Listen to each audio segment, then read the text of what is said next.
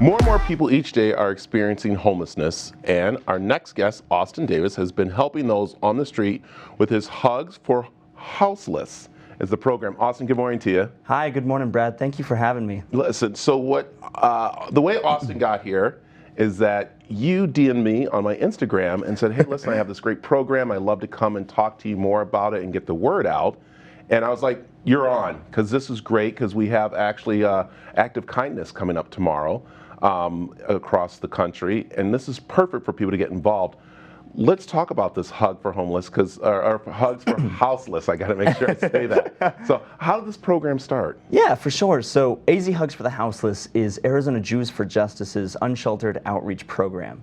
And our mission is to spread a little love, respect, and dignity to those who are experiencing homelessness on the streets of Arizona. So, we started this project at the onset of the COVID-19 pandemic.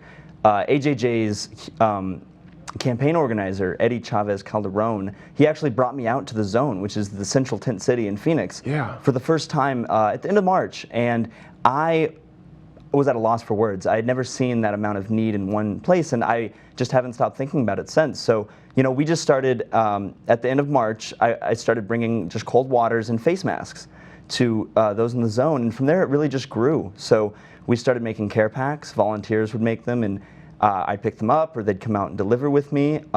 We partnered with ASU Project Humanities at ASU, and they allow us to bring lots of clothes and shoes, so they've been a real blessing as well. Yeah, and what's really great about this is that you guys are actually listening to the homeless people out there, because I think we all who have driven by or seen them, we will give them money or give them something they might not need. And it's kind of interesting where I've stopped now and I started asking, hey, what do you need? I see you here on the street, and it's a blanket. It might be shoes. It might be actually one person said, hey, if you can put me, $20 Chipotle card, because I love eating Chipotle. Yeah. So that's the kind of things that you are going out and doing. You guys aren't just grabbing a bunch of stuff and going, because it goes to waste at times, right? Right, definitely. Yeah, well, so we bring all those essential items as well, like food and water and toiletries, but the big aspect of our project is bringing these special requests. Yeah. So, I'll ask people, like, what would you prefer? What would you like? What would make you happy?